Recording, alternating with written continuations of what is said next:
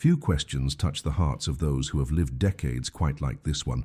What really happens to the soul when the end arrives? For many older adults, the idea of death comes with memories, longing, and even a certain weariness.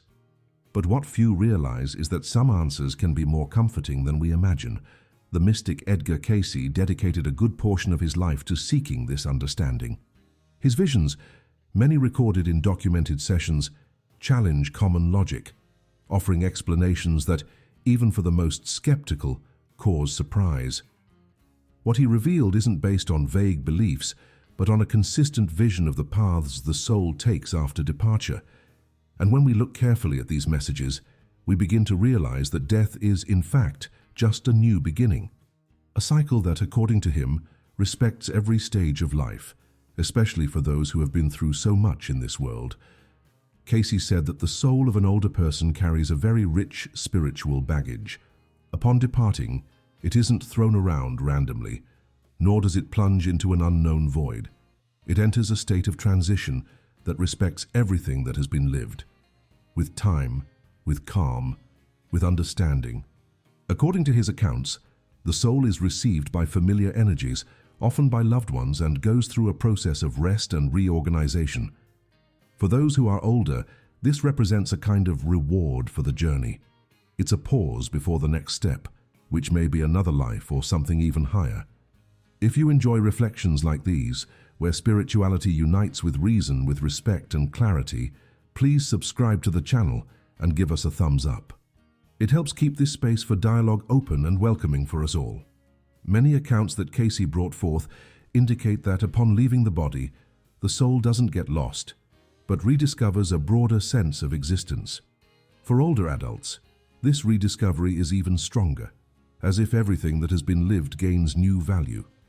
He asserted that the soul remains conscious for a time after death, observing its own detachment and recognizing the bonds it built throughout life. And this has a profound effect, the feeling that nothing was in vain. The mistakes, the successes, the pains, and the joys come to form a kind of spiritual mirror that guides the soul in its first steps outside of the material world. For many, this is more than comfort. It's a type of cosmic justice that values every gesture, every choice, every love lived until the end. According to Cayce, there's a type of learning that's only completed after death, when the elderly soul looks at its trajectory with a clarity that wasn't possible in life. In this state, it understands the reasons behind many experiences and recognizes the lessons hidden in difficult moments. It isn't a cold judgment, but a process of deep understanding. The soul comprehends the consequences of what it lived, feels gratitude for the chances it had, and often wishes to return to complete what was left open. It's at this point that a new awareness arises about the value of time, kindness, and presence. For many older adults, knowing that there's meaning even in the last years is a relief. Life doesn't end in a hospital or in a silent bed. According to Cayce, it continues with purpose and direction, guided by forces that respect every moment lived with dignity. The path that the soul takes, according to these revelations, isn't unique to everyone, but each older adult finds a type of route compatible with what they carried in life. Those who cultivated good, even in small actions, find a lighter, more welcoming and quieter environment, as if they were being prepared for a new type of existence. Those who lived trapped in resentment, guilt, or ego go through a type of purification. It isn't punishment, but a chance to free themselves from what still binds the soul to pain. This transition, described by Cayce, functions like a moral mirror, where the individual sees clearly what they need to transform. The most beautiful thing about all of this is that for older adults, this process tends to be smoother. As many have already learned in practice, the importance of forgiveness, patience, and surrender.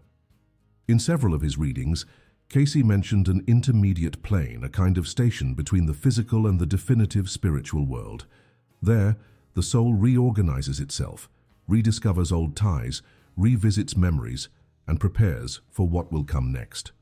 This place doesn't have a fixed name, but is described as a state of expanded consciousness, where time doesn't weigh and where fear doesn't enter. For an older adult who departs, This means rediscovering parents, siblings, children, friends, even old loves who have already made this crossing. This possibility transforms the pain of loss into serene expectation.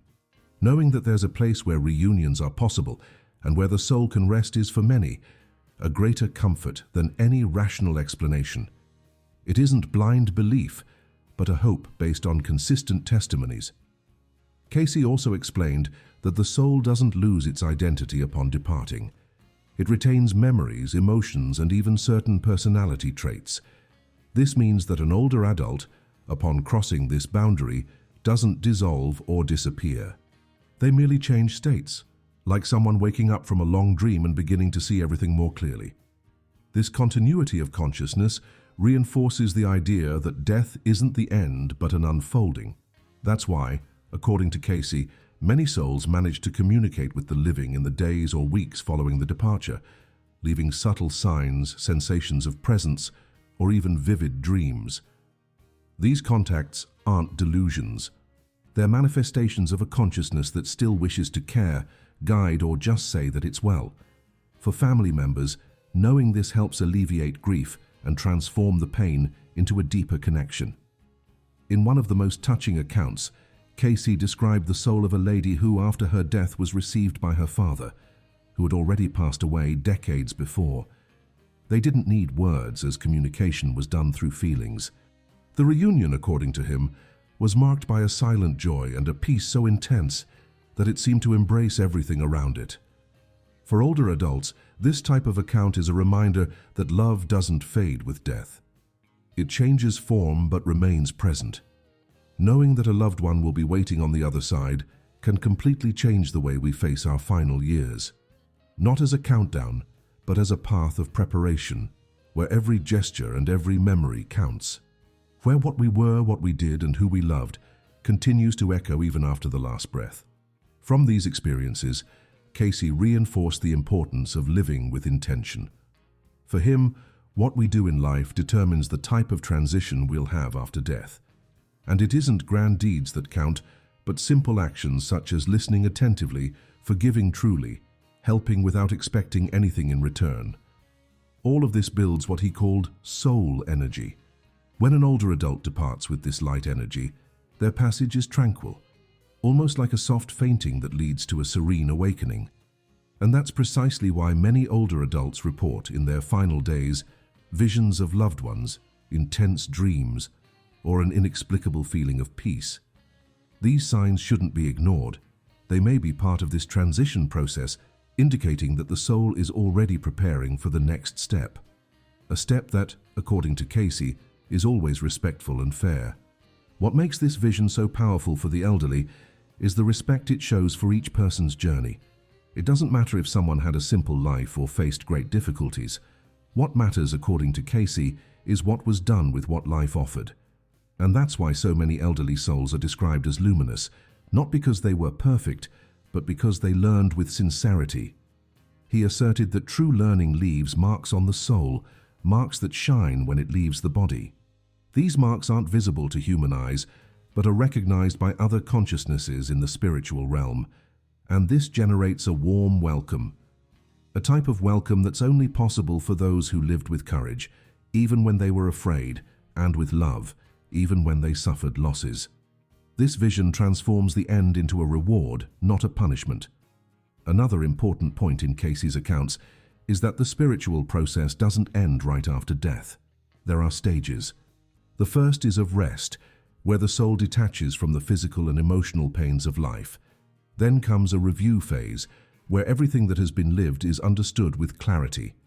It's in this stage that many souls understand the impact they had on the lives of others, for good or for bad.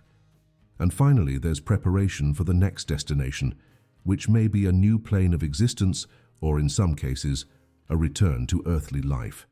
For older adults, this idea of continuity offers not only relief but also motivation. After all, knowing that their actions still have weight even after death can inspire important changes in the final years of life. Changes that generate inner peace and a type of preparation that goes beyond the physical. Cayce was clear in saying that there's no eternal punishment. For him, the soul is always in motion, always seeking growth. Even those who erred greatly in life aren't abandoned. They go through learning experiences, which may be difficult but are always fair. This removes the weight of fear and places a new responsibility in its place to continue evolving, even after departure.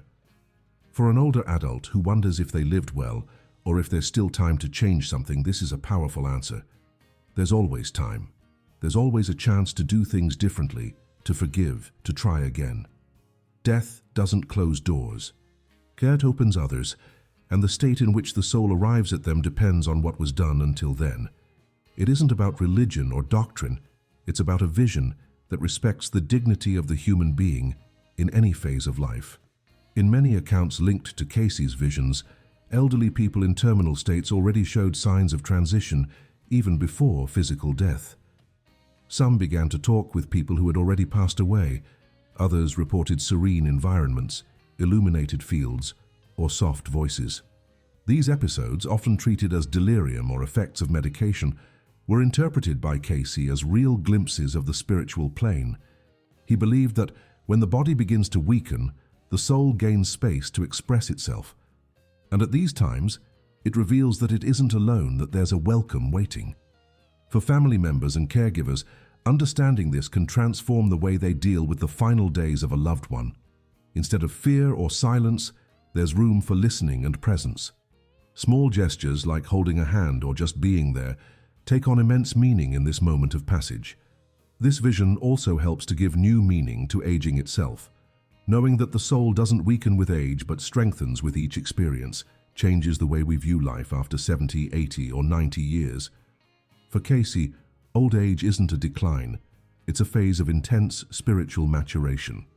It's as if the final years were a period of inner harvest, where everything that has been lived begins to make sense. Therefore, he encouraged older adults to keep their thoughts elevated, to cultivate faith, and to avoid feelings like guilt or regret without action. Not to pretend that nothing happened, but to transform these emotions into learning. What's taken from this life, according to him, isn't possessions or titles, but the quality of the choices made. Each gesture of patience, each reconciliation, each act of kindness becomes part of the spiritual heritage that accompanies the soul. Another aspect that Cayce addressed was the importance of human connections in spiritual transition. For him, the bonds we build in life don't break with death, but continue as invisible threads that continue to unite souls. This means that an older adult who has passed away can continue to positively influence their children, grandchildren, and even friends who remain. And also the opposite. Thoughts of love and gratitude sent by the living reach the soul of the deceased and contribute to their balance in the spiritual realm. This exchange, according to him, is real and constant. Therefore, prayers, sincere memories, and words spoken from the heart keep this bridge between worlds alive. It isn't a final goodbye. It's a type of change of address, where communication begins to happen through other means, more subtle but no less true. Many older adults feel in their final moments a kind of liberation that can't be explained by biology alone. It's as if something inside them knows that the path is almost complete and that there's no more need to resist. Cayce described this moment as a point of surrender, where the soul, upon recognizing that it has fulfilled what it needed to, releases the body with serenity. There's no pain in this separation, just a feeling of lightness, as if the soul could finally breathe outside of physical limitations. This is especially true for those who have lived with awareness, taking care of their feelings and relationships. That's why many older adults pass away with a peaceful expression, almost smiling. The soul, according to Cayce, knows when it's time to go, and when it goes with a peaceful heart, its crossing is smooth. This understanding also alleviates those who remain, offering comfort in the face of inevitable loss. Cayce never promised an existence without challenges after death. What he offered was a deeper and more respectful understanding of what comes next. For him, each soul follows a unique learning process, but everyone goes through stages that help to better understand their own existence. This includes reunions with other souls, visits to spiritual planes, and, in some cases, the mission of assisting those who are still alive. According to him, Many elderly souls choose to become guides, offering intuitions, dreams, or sensations that help their loved ones make important decisions. It isn't uncommon for people to report feeling the presence of a father, mother, or grandparent in times of crisis. These manifestations aren't coincidences. They're part of an active spiritual network where love continues to act, even after physical separation, in a silent and powerful way. In his most detailed accounts, Cayce explained that the soul carries with it a type of record, a spiritual memory where everything is noted. This record, contrary to what many think, isn't used to judge but to guide. It allows the soul to understand the impact of its own actions and to choose the next steps of its journey with more wisdom. For older adults, this means that no experience was in vain. Not the mistakes, not the regrets, not the difficult days. Everything contributes to the formation of this spiritual baggage that accompanies the soul. And when it departs, it takes with it not only memories, but also lessons that can be used in other realities. This continuity of being gives new meaning to old age. Instead of being the end of everything, it becomes the preparation for a new cycle, where the soul enters more consciously, more maturely, and more strongly. Cayce's vision also emphasized that the soul isn't isolated in its journey. There's a type of spiritual community that receives, guides, and orients it in the first moments after death. For older adults, this means that the passage isn't solitary. There are friendly presences, beings of light, and elevated consciousnesses that already know the process and help the soul to situate itself. These presences don't impose anything. They welcome, clarify, and allow the soul to remember who it really is, beyond its earthly identity. Many older adults, according to Cayce, upon crossing this line, rediscover abilities, memories of past lives and purposes that had been dormant. This reunion with the essence brings a feeling of belonging, of finally being home. Knowing this changes the way we face grief and also how we live our final years, as it reinforces that no one departs into the absolute unknown.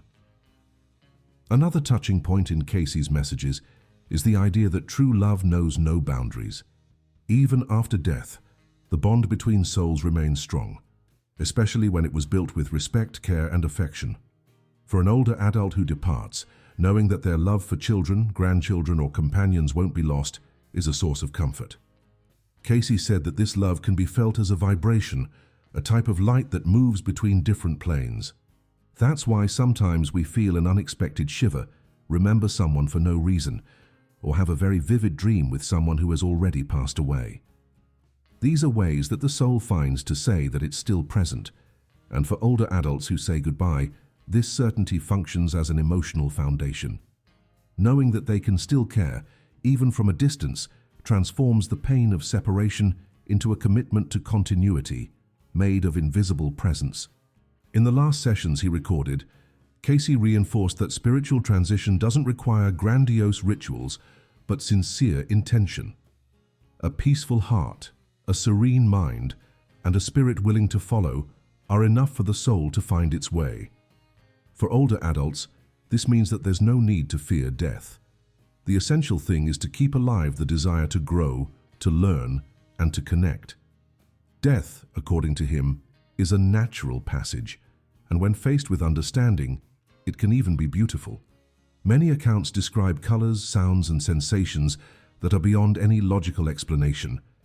This doesn't diminish the pain of those who remain, but it offers a new perspective, that there's something greater waiting for us, something that respects who we were, values what we did, and continues to guide us with wisdom. And perhaps, by understanding this, we can live our final years with more lightness. Cayce always made it clear that the soul is active, curious, and motivated to evolve. Even after leaving the body, it continues to seek understanding, connection, and growth. For older adults, this idea brings a new perspective on the future.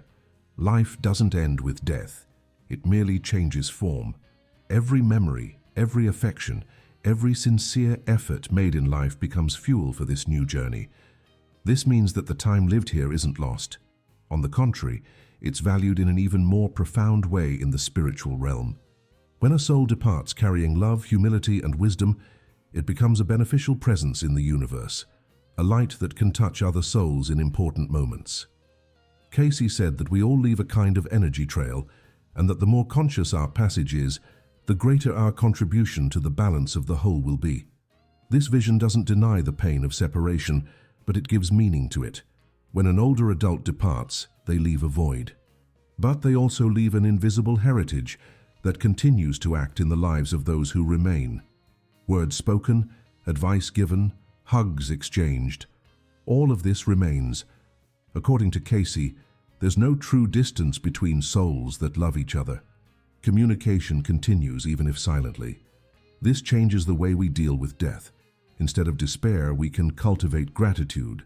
Instead of fear, we can nurture trust. And so, the farewell transforms into a "see you soon." For those who are aging, this is a powerful message. The end isn't a wall, it's a bridge. And each step taken with awareness and affection strengthens this bridge. It strengthens the path. And it makes the crossing more serene, more dignified, and more full of meaning than any words could explain. If this content touched you in some way, please consider subscribing to the channel and leaving your comment. These small gestures help to keep alive this exchange of ideas that respects the time, the history, and the soul of each one. Here, every voice matters, and your presence is also part of this conversation. Cayce's vision reminds us that what we do in life resonates beyond death. Therefore, may each day be lived with awareness, and may departure, when it comes, be just a continuation of what has already begun to flourish here. The soul of the older adult doesn't disappear, it advances. And what remains is the certainty that in some way we all remain connected, always. Not by matter but by love, a love that crosses time, overcomes fear, and reconnects us, life after life, step after step, towards what we are in essence, eternal learners of existence.